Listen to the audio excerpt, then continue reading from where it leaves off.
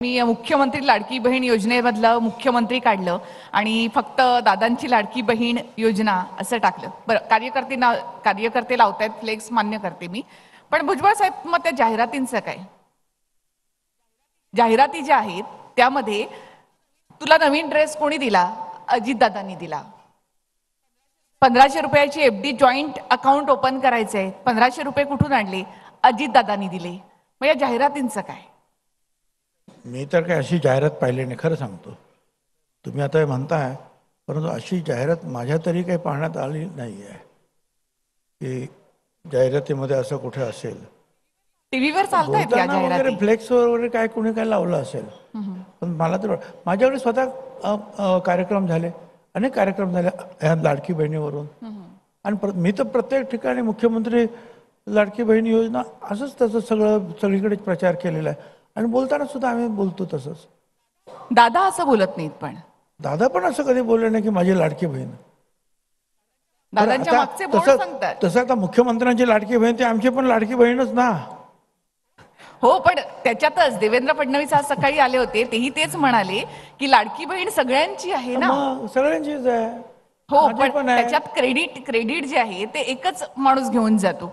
तुम्ही मगाशी म्हणालात की जाहिरात मागे लागली, हीच ती जाहिरात आहे जी टीव्हीवर चालते. ही अजितदादांची लाडकी बहीण आहे. अरे वा, दादांची आज तर खूप सुंदर दिसतेस.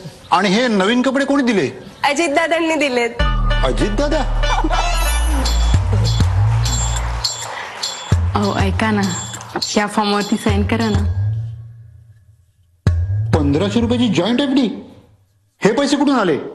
अजितदादांनी दिलेत. हे पण अजितदादा?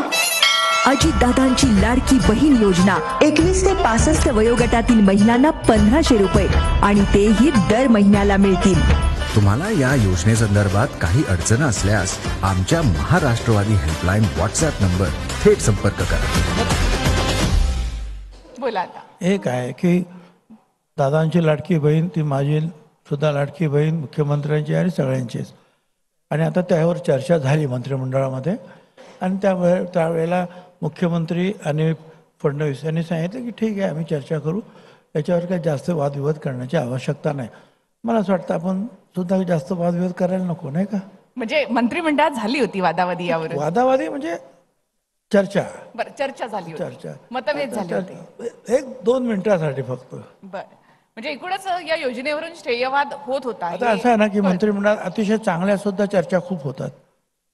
पण आपल्याला कल्पना आहे आपल्या मीडियामध्ये जे आहे त्यापेक्षा भांडणं, वादावादी, एकमेकाला काहीतरी बोलणं, याच्यावर आपण जरा जास्त लक्ष देतो, नाही का?